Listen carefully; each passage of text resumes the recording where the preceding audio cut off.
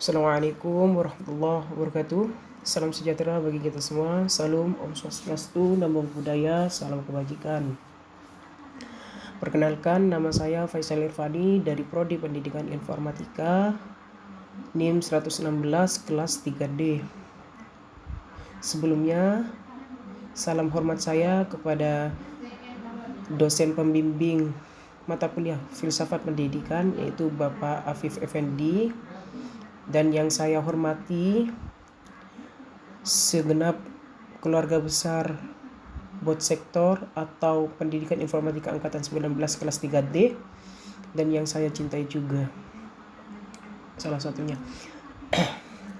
Nah, di sini saya akan menginterpretasikan, akan mendeskripsikan dan akan mempresentasikan tugas yang sudah saya kerjakan mengenai filsafat pendidikan, yang di sini saya beri tema interpretasi aliran filsafat modern melalui landasan filosofis, ontologi, epistemologi, dan aksiologi.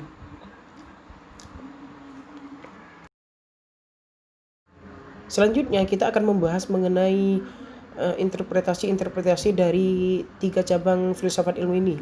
Nah, yang pertama itu ada ontologi. Nah, ontologi itu sendiri secara etimologi berasal dari bahasa Yunani, yaitu ontos dan logos. Ontos yang berarti ada atau wujud atau hakikat, dan logos itu berarti ilmu pengetahuan dan pengetahuan itu sendiri. Nah, kalau kita korelasikan sehingga kita bisa menginterpretasikan mengenai ontologi ini sendiri adalah, ontologi itu adalah cabang filsafat ilmu yang membahas mengenai bagaimana kita mencari hakikat itu sendiri dan bagaimana kita penetrasi itu untuk mencapai kehakikian dari sesuatu itu apa. Nah, seperti itu. Secara dimensi antropologis, pembahasan mengenai ontologi ini adalah pembahasan mengenai realita yang ada, mengenai realitas, mengenai pengalaman dan lain sebagainya.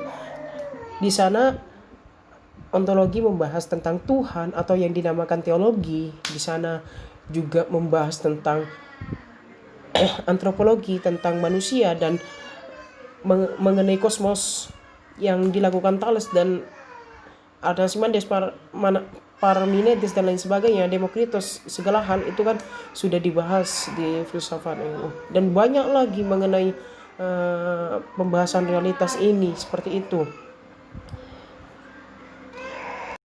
Nah, yang selanjutnya itu adalah epistemologi. Epistemologi itu juga berasal dari bahasa Yunani secara etimologi. Nah, ini berasal dari kata epistem dan logos. Epistem itu yang berarti pengetahuan, logos yang berarti ilmu pengetahuan dan pengetahuan itu sendiri. Nah, kalau kita definisikan, epistemologi adalah pengetahuan di dalam pengetahuan itu sendiri. Nah, maksudnya apa? Ketika kita mencari sesuatu yang ada itu, kita cari dimensi antropologisnya sehingga dia tercipta. Kita cari historisnya, kenapa dia tercipta. Nah, seperti itu. Sehingga kita mendapatkan kehakikian itu, sehingga kita mendapatkan hakikat dari sesuatu yang ada itu secara esensial dan substansial. Nah, pembahasan dari epistemologi itu sendiri itu adalah pengetahuan, di mana pengetahuan ini itu nantinya sebagai indikator dari kebenaran itu sendiri dan bisa mencapai prosedur berpikir kita secara sistematis, konseptual dan lain sebagainya. Nah, maksudnya apa? Ketika kita mencari bagaimana sesuatu itu ada, kita akan berpikir secara penetrasi historika, bagaimana sih sesuatu yang ada itu ada. Nah, sehingga apa? Keruntutan dalam berpikir kita, prosedur dalam berpikir kita itu terlatih dengan baik sehingga memunculkan kekritisan kita seperti itu. Bagaimana itu nantinya, kalau pertanyaan seperti itu akan memunculkan suatu argumen yang dimana kita itu bisa membantah argumen itu atau bisa mendukung argumentasi itu dengan argumentasi kita sendiri. Seperti itu. Yang terakhir, untuk pembahasan mengenai cabang filsafat ilmu adalah landasan filosofis berdasarkan aksiologi itu sendiri. Nah, di sini aksiologi juga berasal dari bahasa Yunani secara etimologi, itu secara gramatika juga berasal dari kata aksio dan logos. Aksio itu adalah nilai dan logos itu sama seperti tadi, ilmu dan pengetahuan. Nah, definisi dari aksiologi itu sendiri adalah cabang filsafat ilmu yang dimana itu kita mencari sesuatu nilai dari sesuatu yang ada itu. Maksudnya kita mencari tujuannya apa. Terus ketika sudah kita ketahui tujuannya, kita tahu hasil dari tujuan ini baik atau tidak, atau yang kita sebut etika kalau dari pembahasan aksiologi, atau pas atau tidak pas, indah atau tidak indah. Nah, itu kepada estetika, dan benar atau tidak benar. Nah, itu kembali ke pembahasan mengenai aksiologi, yaitu logika. Nah, di sini kita mengetahui secara komprehensif tujuan dari sesuatu itu ada. Nah, oke, sekarang kita membahas kepada pembahasan inti, yaitu aliran-aliran filsafat pendidikan modern. Nah, di sini berdasarkan buku filsafat pendidikan yang ditulis oleh Profesor Dr. Haji Jalaluddin dan Profesor Dr. Haji Abdullah, terdapat 4 aliran filsafat pendidikan modern, yaitu yang pertama ada progresivisme, yang kedua ada esensialisme, yang ketiga ada perennialisme, dan yang keempat ada rekonstruksionisme. Oke, sebelum saya membahas mengenai aliran filsafat pendidikan modern, saya akan membahas mengenai cabang-cabang dari ilmu filsafat itu sendiri, atau cabang-cabang dari filsafat ilmu itu sendiri. Nah, di sini ada tataran ontologi, ada tataran epistemologi, dan ada tataran aksiologi. Nah, kita akan membahas itu mungkin hanya sekedar singkat-singkat saja. Nah, seperti itu. Nah, dalam buku Pintu Masuk Dunia Filsafat, pada bab 3 ada yang namanya ikhtisar sejarah filsafat. Di sana membahas tentang jejak historis dan dimensi antropologis terjadinya filsafat itu seperti apa dan untuk apa, dan bagaimana dia berkembang di dunia ini. Nah, salah satu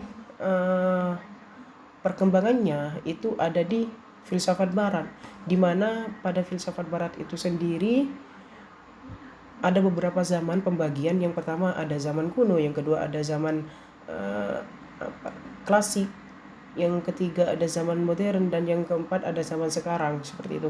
Nah, di sini kita membahas pada zaman klasik. Nah, pada zaman klasik itu sendiri ada retorika klasik antara guru dan murid, yaitu Socrates dan Plato. Pada saat itu, pada suatu ketika Plato bertanya kepada gurunya, yaitu Socrates, di mana Socrates ini sendiri dikatakan bapak dari filsuf atau yang memperkenalkan filsafat di dunia ini dan yang mengembangkan secara universal, seperti itu, dan komprehensif, dan Plato sebagai muridnya. Terus ada juga Aristoteles sebagai muridnya Plato. Di sana 3 ini sebagai 3 setangkai, bukan 3 serangkai, 3 setangkai, karena turunan keilmuannya yang sangat mendalam mengenai filsafat itu sendiri. Nah, di sini kita membahas tentang retorika klasik antara Socrates dan Plato. Ini mengenai mungkin ini hanyalah analogi dari tataran-tataran cabang filsafat ilmu itu sendiri. Nah, di sini ada Plato. Pada suatu ketika Plato mengatakan kepada Socrates, bertanya kepada Socrates gurunya, apa itu pengetahuan? Dan setelah itu, bagaimana cara mendapatkan pengetahuan itu? Dan setelah itu apa? Kenapa pengetahuan itu ada? Nah, di sini ada 3 tataran untuk mewakili dan melalui analogi-analogi tertentu. Nah, apa itu pengetahuan? Itu adalah ontologi. Bagaimana cara mendapatkan pengetahuan itu epistemologi. Dan kenapa pengetahuan itu ada? Itu aksiologi. Nah, salah satu filsuf itu mengatakan bahwasanya filsafat itu adalah suatu metodologi untuk menciptakan pertanyaan yang sistematis dan konseptual. Itu terkonsep pertanyaan-pertanyaan yang ketika kita belajar filsafat itu terkonsep karena kekritisan, karena pengetahuan kita tentang membaca suatu pemikiran itu bisa, sehingga pertanyaan yang runtut itu keluar dari kita seperti itu. Oke. Kita langsung saja ke pembahasan awal mengenai aliran filsafat pendidikan modern. Yang pertama itu adalah progresivisme, di mana progresivisme itu sendiri adalah representasi dari aliran pragmatisme. Karena aliran pragmatisme itu sendiri mengatakan bahwasanya kebenaran itu akan tercipta ketika kebenaran itu sesuai dengan realitas. Begitupun juga dengan aliran progresivisme. Realitas, pengalaman, dan lain sebagainya itu adalah indikator kebenaran yang sesungguhnya. Nah, ketika kita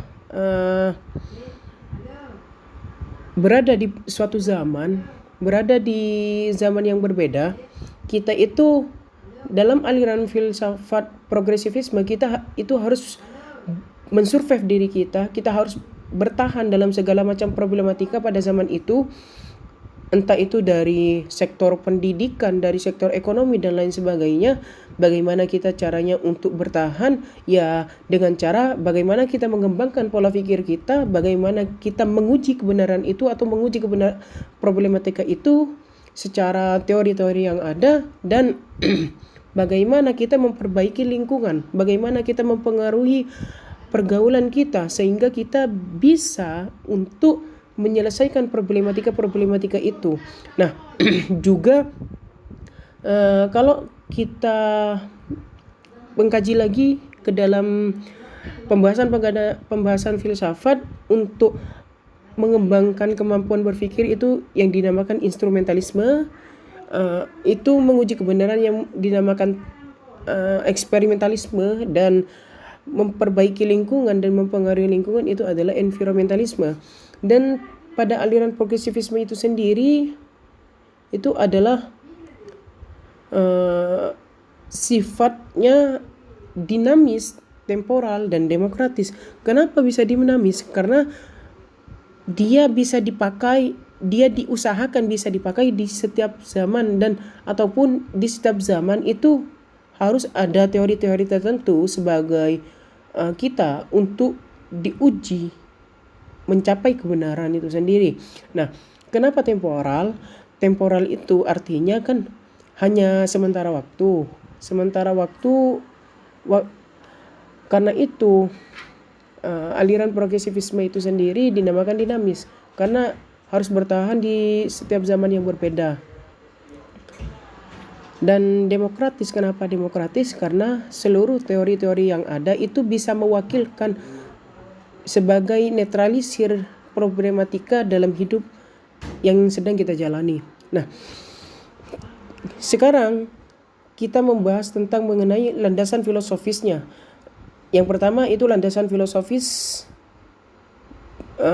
dari ontologinya, di mana dari ontologi itu sendiri bahwasanya ada kutipan menarik dari buku ini, buku filsafat pendidikan yang ditulis oleh Profesor Jalaluddin, yang mengatakan bahwasanya kenyataan alam semesta itu merupakan kenyataan kehidupan manusia.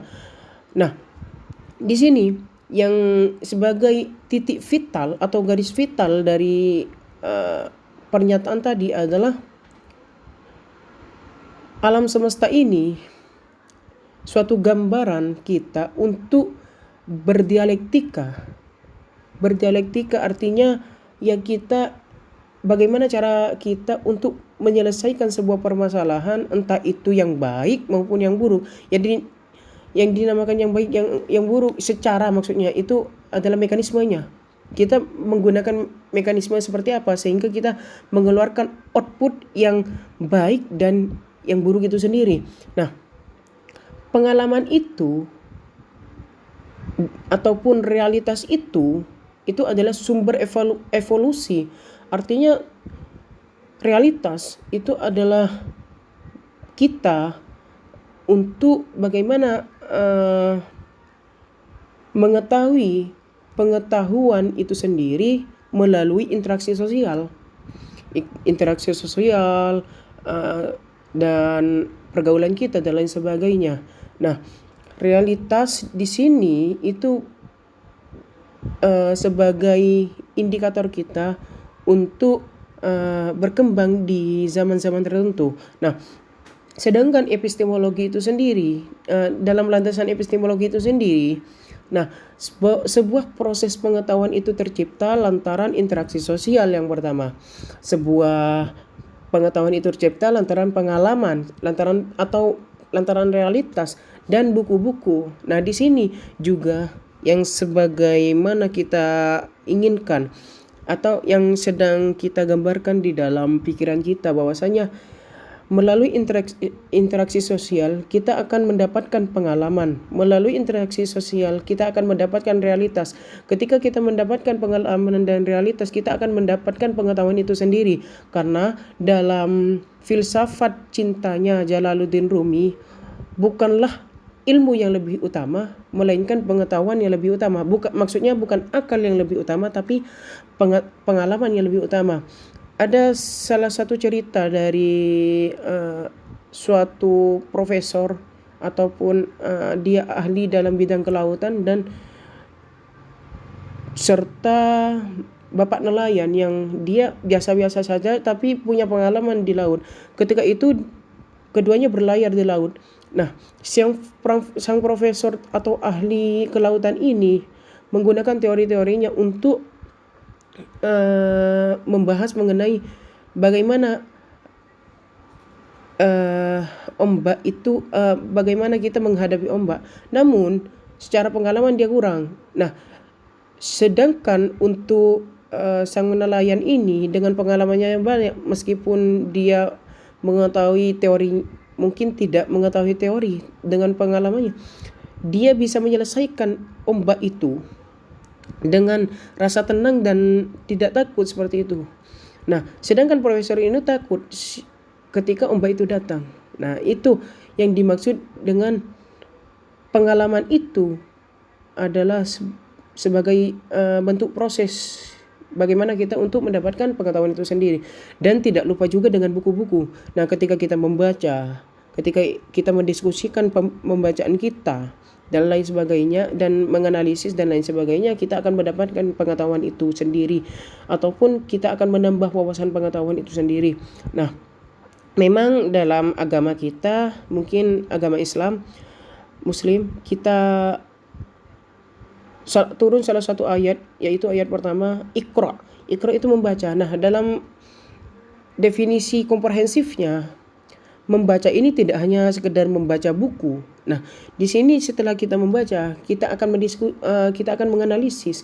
Ketika kita sudah menganalisis, kita akan mendiskusikan. Nah, baru kita tahu bagaimana pengetahuan itu ada, bagaimana pengetahuan itu benar atau tidaknya. Nah, sekarang kita membahas mengenai landasan filosofis aksiologi. Nah, di dalam aksiologi itu sendiri, nilai-nilai kehidupan itu tercipta, nilai-nilai pengetahuan itu tercipta lantaran bahasa. Nah, di mana bahasa ini adalah kebutuhan utama atau kebutuhan primer dari interaksi sosial. Bagaimana kita memodifikasi secara realistis, secara logis, dan secara baik nilai bahasa itu, sehingga menciptakan nilai-nilai, suatu nilai-nilai yang dibahas oleh aksiologi itu sendiri, yaitu nilai benar dan buruk, benar dan salah, baik dan buruk, dan indah dan tidak indah. Nah, ketika bahasa yang kita gunakan untuk bergaulan itu bahasa yang baik, bahasa yang indah dengan retorika dan lain sebagainya, kita akan menciptakan nilai itu sendiri. Kita akan menciptakan kebaikan itu sendiri, kita akan menciptakan indah itu sendiri, sehingga pengetahuan yang ada itu akan terlihat indah seperti itu. Itu mengenai landasan filosofis dari ontologi, epistemologi, aksiologi di dalam aliran filsafat progresivisme. Nah, yang kedua ya, dari aliran filsafat pendidikan modern itu adalah aliran esensialisme, di mana esensialisme itu sendiri merupakan antitesis dari aliran progresivisme ataupun aliran pragmatisme itu sendiri, karena jelas aliran progresivisme itu bersifat dinamis, bersifat temporal atau sesuai dengan zaman yang dilewatinya, sedangkan dari aliran esensialisme ini sendiri bersifat tetap. Nah, dalam aliran esensialisme, aspek-aspek kebudayaan itu menjadi indikator untuk kita mendapatkan pengetahuan itu. Aspek-aspek kebudayaan itu sendiri yang sudah diuji stabilitasnya itu akan menambah wawasan kita, akan menambah pengetahuan kita dengan sumber yang ada pada Tuhan.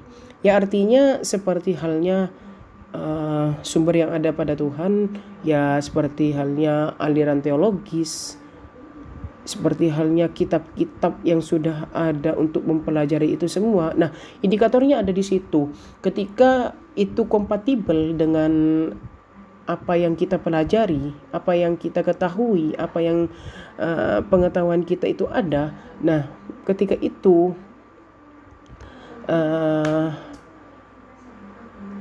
itu juga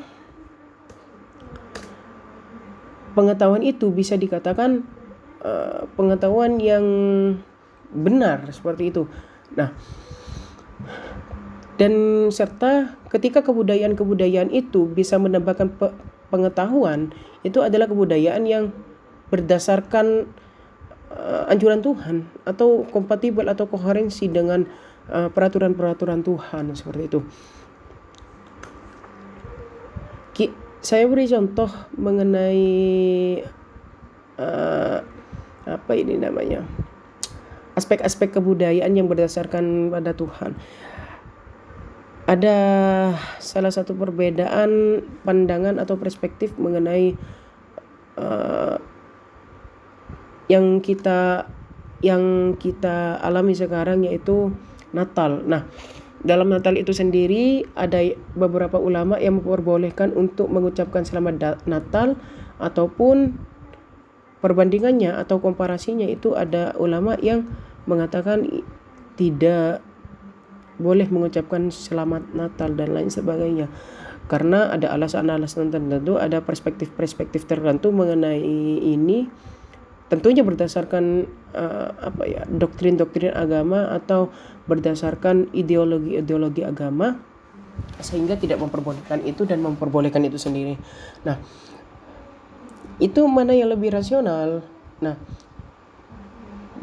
meskipun dua-duanya rasional, tapi kalau dalam filsafat itu tidak diajarkan cinta kerasionalan berpikir, karena kita diajarkan cinta kebijaksanaan. Nah, bagaimana kita menyikapi itu? Bagaimana kita untuk menerima kedua perspektif itu dengan bijaksana dan tidak menyalahkan satu sama lain, karena mempunyai dasar-dasar tertentu yang indikatornya melalui doktrin-doktrin agama atau sumber dari Tuhan itu sendiri. Nah, kembali kepada esensialisme. Nah, esensialisme itu sendiri adalah suatu aliran juga yang bisa dibilang korelasi, rasionalisasi antara aliran filsafat realisme dan aliran filsafat idealisme itu sendiri. Nah, kedudukan realisme dan idealisme itu dalam esensialisme adalah sebagai pendukung untuk perkembangan secara objektif aliran ini. Ya, artinya realisme itu sesuai realitas dan idealisme itu sesuai akal pikiran.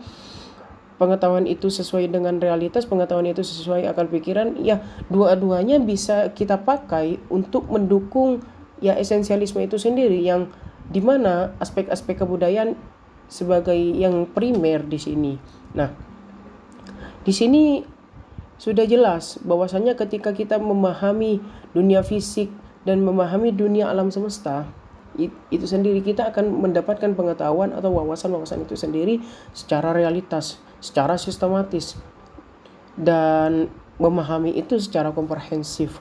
Nah, kita sekarang membahas tentang landasan filosofisnya. Tentang landasan filosofisnya itu sendiri, di sini dalam landasan filosofis ontologisnya, realita itu dikuasai oleh nilai tiada celah dan diatur oleh nilai tiada celah juga, yang dalam artian secara administratif pendidikan dalam sistem dan mekanismenya itu harus koheren dengan tata alam yang ada, dengan kultur yang ada, dengan sifat yang kekal, dengan sifat yang tetap, dan secara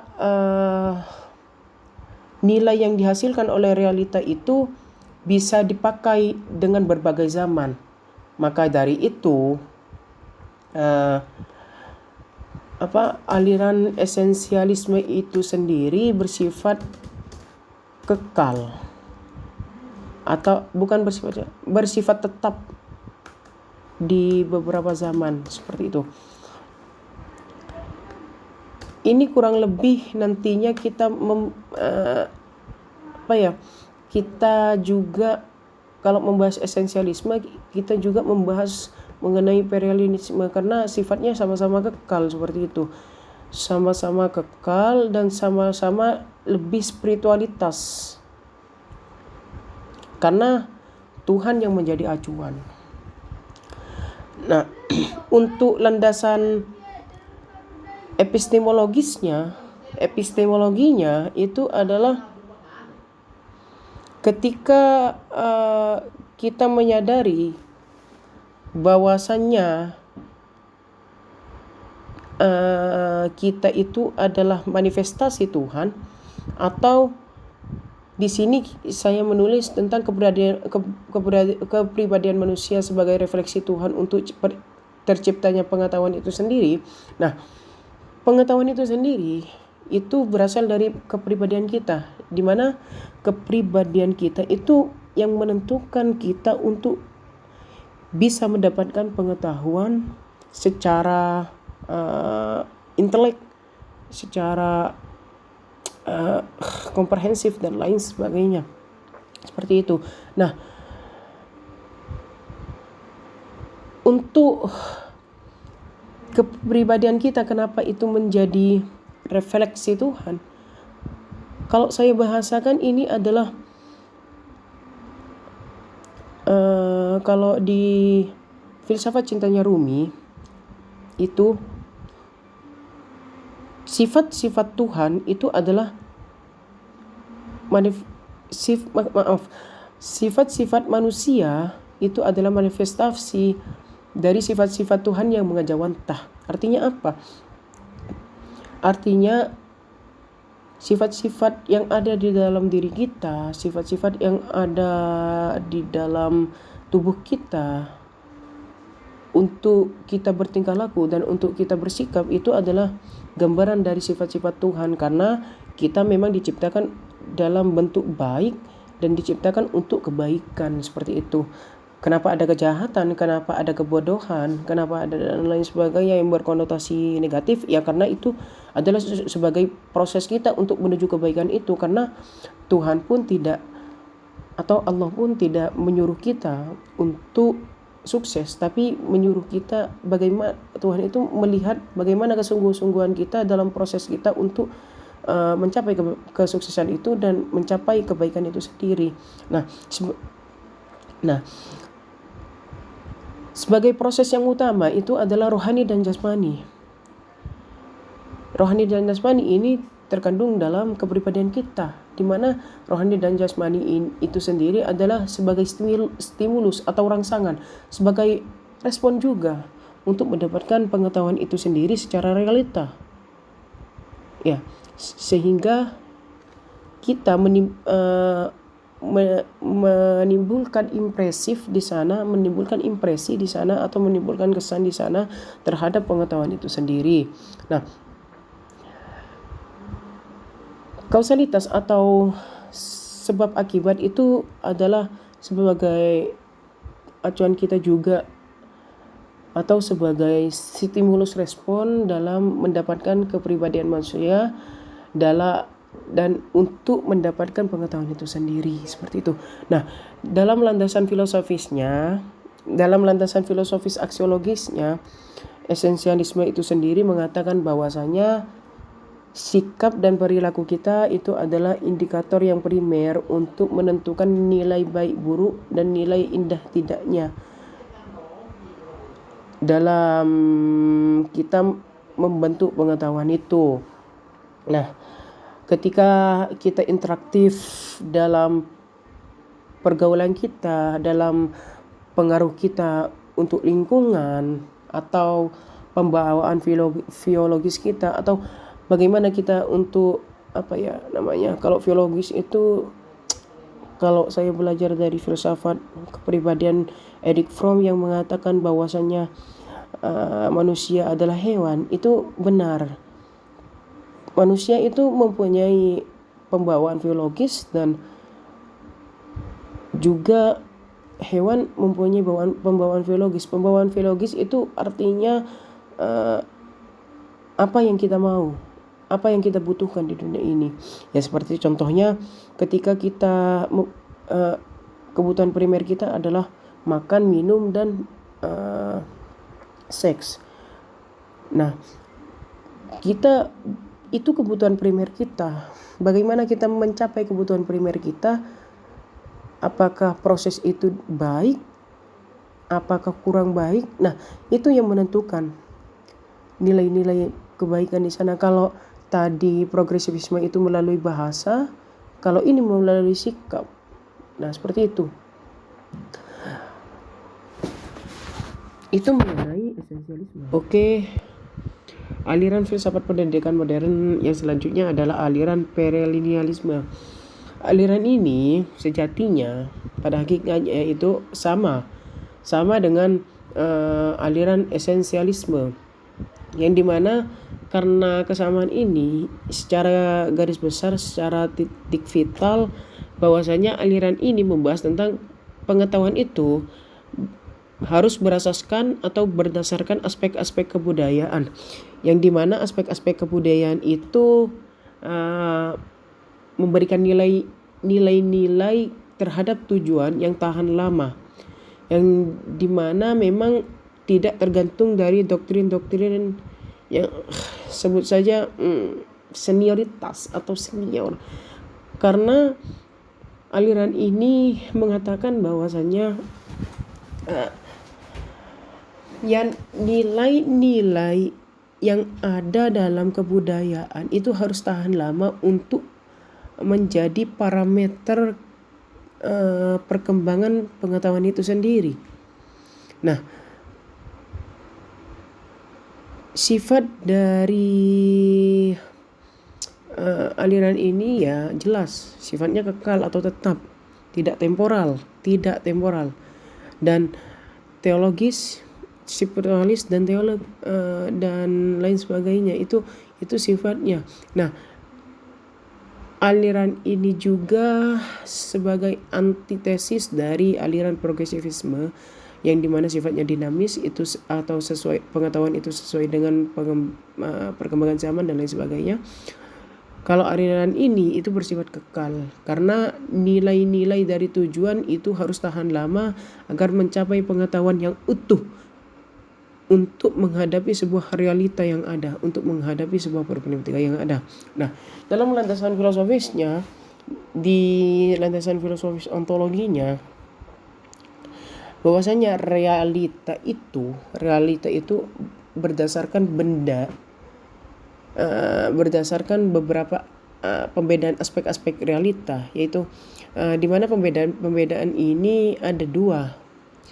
Kalau saya ambil kesimpulannya ada dua, yaitu benda individual, yang dimana benda itu bisa kita rasakan secara panca indera, bisa kita bisa kita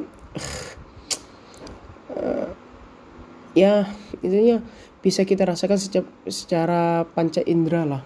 Dan esensi dari keberasaan itu atau esensi dari benda itu ya kita bisa dapat, atau kehakikian atau wujud realitas itu yang sebenarnya itu kita dapat. Nah, pandangan ontologinya seperti itu, bahwasanya realita itu tercipta ya lantaran apa yang kita rasakan, dan yang dirasakan kita itu bisa kita dapati kehakikiannya. Nah, di sini realitas itu bisa didefinisikan karena dia hasil produksi pemikiran yang logis antara rasio dan zat atau benda-benda yang kita dapati sekarang. Ya, contohnya ketika kita melihat pengalaman, ketika kita melihat suatu wawasan sebelumnya, kita akan menganalisis itu semua. Kita akan membaca bagaimana ini untuk menghasilkan pengetahuan dan untuk menyelesaikan problematika itu. Nah, itu. Tapi dengan syarat pengetahuan yang kita miliki itu memiliki nilai yang tahan lama. Itu. Nah, agar supaya dari pengetahuan itu tidak bersifat potensialitas, akan tetapi itu menuju ke bentuk yang aktualitas. Ya, artinya ketika kita mendapatkan realita itu untuk pengetahuan kita, nah di situ dinamakan potensi. Nah, potensi itu tidak hanya kita tanamkan di dalam diri kita saja, tapi melainkan kita implementasikan, entah itu untuk realita problematika yang ada, untuk menyelesaikannya dan lain sebagainya, untuk menganalisis dan lain sebagainya. Nah, atau kita implementasikan seperti itu. Makanya di sini bahasanya potensialitas menuju bentuk aktualitas. Nah, itu kita harus mengaktualisasikan itu terhadap realita, atau realita itu harus dipotensialitaskan berdasarkan pengetahuan dan aktualitaskan, seperti itu. Nah, secara epistem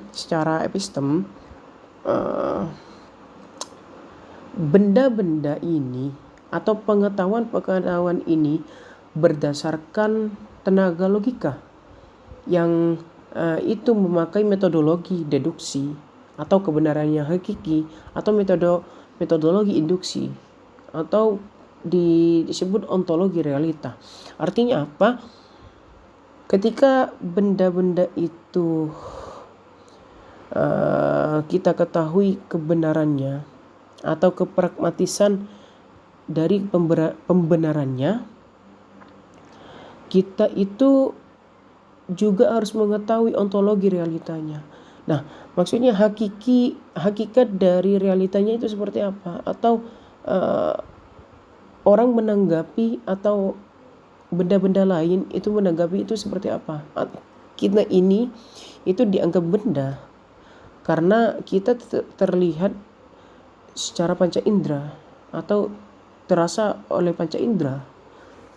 Dan panca indera itu bisa kita definisikan dengan bisa dirasakan oleh mulut, bisa tercium oleh hidung, bisa terlihat oleh mata, dan bisa terdengar oleh telinga, kan itu dan lain sebagainya. Nah, itu harus kita tahu hakikat dari benda itu sendiri dan hakikat sesuai realita yang ada. Nah, agar supaya penetrasi untuk pengetahuan dari masa lampau itu bisa bisa mengembangkan pengetahuan kita. Dan pandangan epistemologi itu sendiri, kenapa pengetahuan itu harus kita ketahui dari masa lampau. Nah, di sini tujuannya untuk mengetahui pemikiran-pemikir terdahulu. Pemikiran-pemikiran orang terdahulu itu harus kita ketahui sebagai apa? Sebagai pertimbangan. Ini koherensi tidak? Ini kompatibel tidak dengan zaman sekarang? Nah, itu kan yang menjadi indikator atau parameter kita untuk mencapai kepengetahuan itu. Nah, dan dari landasan yang terakhir, landasan aksiologisnya, itu adalah nilai-nilai itu tercipta lantaran asas supranaturalnya atau asas-asas kebertuhanan kita atau asas normatif kita tentang keberagaman kita karena kepercayaan kita. Nah, ketika kita beriman dan percaya kepada Tuhan, ketika itu nilai-nilai itu tercipta. Nilai-nilai kebaikan, nilai-nilai kebenaran, nilai-nilai keindahan. Nah, seperti itu. Karena apa? Kebaikan tertinggi itu adalah ketika kita bersatu dengan Tuhan, dan kebaikan dan keindahan itu adalah keindahan Tuhan. Karena kembali lagi ke tadi, manifestasi sifat-sifat manusia adalah manifestasi dari sifat-sifat Tuhan, seperti itu.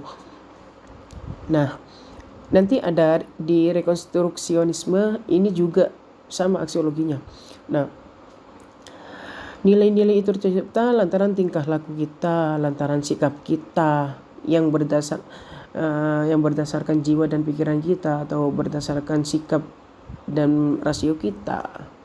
Nah, sebenarnya sesuai hakikat bahwasannya kita itu diciptakan oleh Tuhan itu dengan semuanya dengan kebaikan, dengan tujuan kebaikan.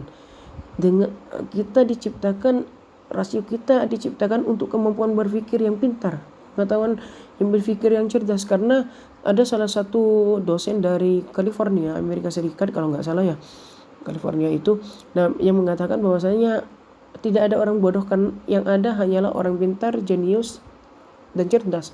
Nah, di situ karena kalau dikatakan kita bodoh, masa iya Tuhan menciptakan kita dengan sesuatu yang kurang, sedangkan kita juga di doktrin agama kita dipercayai bahwasanya manusia itu adalah makhluk yang paling sempurna, tidak ada celah di sana.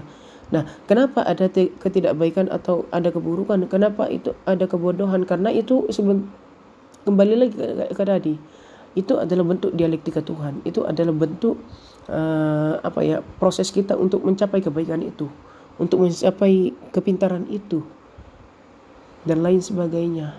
Tuhan butuh proses kita itu. Dan kalau kita masuk ke dalam pendidikan, tujuan dari esensialisme itu sendiri adalah pengembangan intelektual kita untuk memperbaiki tingkah laku kita dan untuk menyelesaikan problematika yang ada, seperti itu. Oke, aliran filsafat pendidikan modern yang terakhir adalah aliran filsafat pendidikan modern yang rekonstruksionisme. Nah, rekonstruksionisme adalah menurut saya pribadi, kalau saya baca-baca, itu adalah representasi dari semua aliran filsafat pendidikan modern. Entah itu dari progresivisme karena dia bersifat dinamis juga sesuai perkembangan zaman, dan ada juga aliran esensialisme dan pluralismenya untuk di tataran aksiologinya karena berasaskan supranatural dan lain sebagainya. Nah, itu sudah mencakup semuanya rekonstruksionisme karena dasar-dasar tadi, karena esensi yang substansial tadi. Nah, dalam rekonstruksionisme itu sendiri itu memiliki definisi bahwasanya aliran ini mempunyai peran untuk tatanan susunan lama itu diubah kepada tatanan yang lebih modern lagi atau bercorak modern. Nah, artinya apa? Ketika kita berada di zaman yang A dan kita transisi kepada zaman B. Nah, itu harus ada corak di dalamnya dari zaman A bercorak ke zaman B. Itu sesuai dengan perkembangan zaman. Nah, dalam perubahan ini itu harus ada konsensus. Konsensus itu ada persetujuan. Persetujuan antara akal dan pikiran, antara akal dan koherensi jiwa atau perasaan, serta itu yang ada dalam diri kita atau yang ada dalam di luar diri kita, yaitu konsensus kebersosialan. Agar supaya pengembangan dari pengetahuan itu bisa menentukan idealnya. Pengetahuan yang ideal kita bisa dapatkan sesuai tuntutan-tuntutan zaman pada saat itu atau yang sedang kita alami sampai sekarang. Makanya kalau menurut saya rekonstruksionisme ini adalah aliran filsafat pendidikan yang paling penting kita harus pahami. Karena apa? Karena agar supaya problematika peningkatan kesadaran tentang problematika yang ada, seperti halnya di problematika aspek dalam kelas pendidikan, ekonomi, sosial, dan politik, itu bisa kita selesaikan dengan metode-metode tertentu, dengan teori-teori tertentu, dan dengan aktualisasi konsep itu sendiri, seperti itu. Nah, dalam ontologinya dia melihat realita itu bersifat universal, itu bersifat luas, bersifat semuanya. Realita itu bersifat semuanya, artinya realita yang ada di perkembangan zaman itu saling berkaitan, sehingga yang disebut universal itu di semua zaman itu bisa dipakai, meskipun ada perkembangan baru dengan corak-corak tertentu, seperti itu. Nah, ada kutipan yang paling menarik menurut saya dalam buku ini, yaitu realita di setiap tempat itu ada dan di mana-mana itu sama. Ya, memang benar. Realita dalam hal kebaikan, realita dalam hal akal pikiran untuk mencapai kepintaran itu sama semuanya sama. Allah menciptakan kita semua sama, Tuhan menciptakan kita semua sama, tapi dengan proses yang berbeda-beda. Proses hidup kita, maksudnya proses hidup kita yang berbeda-beda. Nah, dalam ontologi ini realita itu tercipta lantaran memakai prinsip dualisme. Kalau bahasa filsafatnya dualisme, kalau kita tafsirkan dualisme itu adalah dua dimensi dalam hidup. Kita memakai dua dimensi dalam hidup yang terpenting, yaitu kita sebut hakikat materi dan hakikat rohani. Hakikat materi itu adalah hakikat materi, hakikat benda-benda yang kita lihat secara panca indera. Rohani yang tidak terlihat, dan kita bisa menggunakan itu dengan akal dan pikiran serta perasaan tentunya, sehingga muncullah realita yang universal itu. Nah, pendorong utama terjadinya realita dalam ontologis ini adalah causa prima. Causa prima ini adalah sunyi dan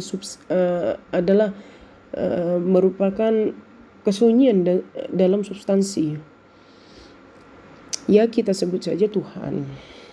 Tuhan itu sunyi dalam substansi, dia tidak terkait atau kita tidak bisa mencari substansi dari Tuhan itu apa, secara esensi itu seperti apa, karena Tuhan itu tidak terlihat oleh kita. Tuhan itu seperti apa tidak terlihat oleh kita, tidak bisa itu. Tapi pendorong utamanya terjadinya realita universal itu adalah Tuhan. Nah, agar supaya pengembangan dari pengetahuan kita itu yang bersifat potensialitas itu bisa bersifat aktualitas juga, seperti itu.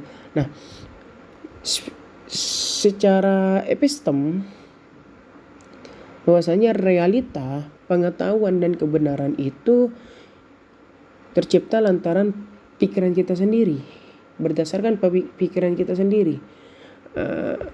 perpaduan antara pemikiran yang logis dan bukti yang realistis itu adalah sebagai indikator yang sepenuhnya untuk untuk pengetahuan itu tercipta, wawasan itu bisa kita dapati, dan ilmu-ilmu yang kita harapkan itu bisa kita pegang, seperti itu. Nah, dalam landasan filosofis aksiologisnya,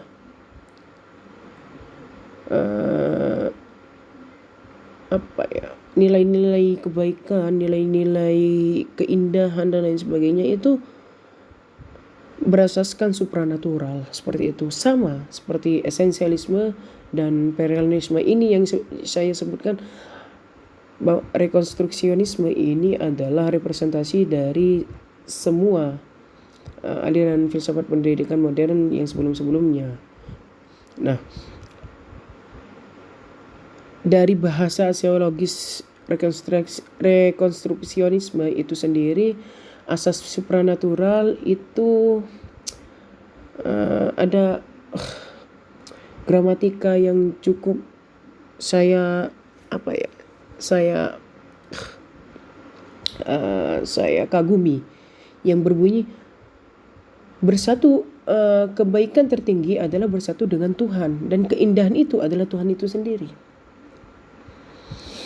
Artinya kita kalau kita secara pikirkan secara komprehensif, bersatu dengan Tuhan itu seperti apa, keindahan Tuhan itu seperti apa. Nah, nilai-nilai kebaikan itu tercipta itu ketika kita bersatu dengan Tuhan. Artinya ketika kita beribadah, ketika kita beriman kepada Tuhan, ketika kita melakukan sesuai doktrin-doktrin agama, seperti halnya kalau di dalam Islam itu adalah ketika kita sholat, ketika kita berpuasa, ketika prosesnya itu baik, maka terciptalah baik itu sendiri.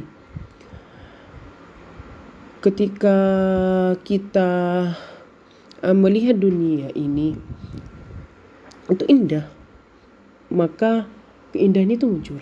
Karena dunia ini adalah ciptaan dari Tuhan itu sendiri. Makanya dari situ keindahan itu adalah Tuhan itu sendiri. Karena ciptaan Tuhan di dunia alam semesta ini adalah sangat indah sekali. Nah, itu terciptanya keindahan. Dan asas supranatural ini adalah tercipta lantaran juga nilai ontologis atau nilai ibadah tadi dan prinsip-prinsip hidup kita. Ketika kita kompatibel, aktualisasi kita kompatibel dengan prinsip kita, maka nilai-nilai kebaikan, keburukan, nilai-nilai kebaikan dan keindahan itu akan tercipta, seperti itu.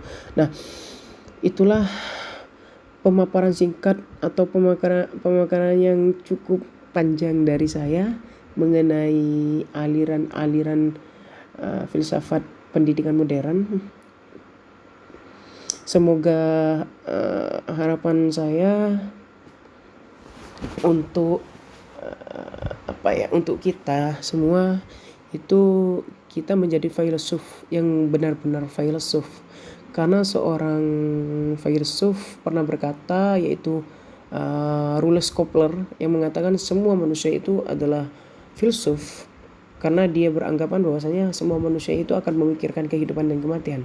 Maka dari itu harapan saya adalah semoga kita menjadi seorang filsuf yang filsuf, seorang ahli filsafat yang ahli filsafat, dan seorang pemikir filsafat yang benar-benar mendalami filsafat itu sendiri. Ya, seperti Socrates, Aristoteles, Plato dan lain sebagainya. Nah, itu saja. Kurang lebihnya mohon maaf. Wassalamualaikum warahmatullahi wabarakatuh.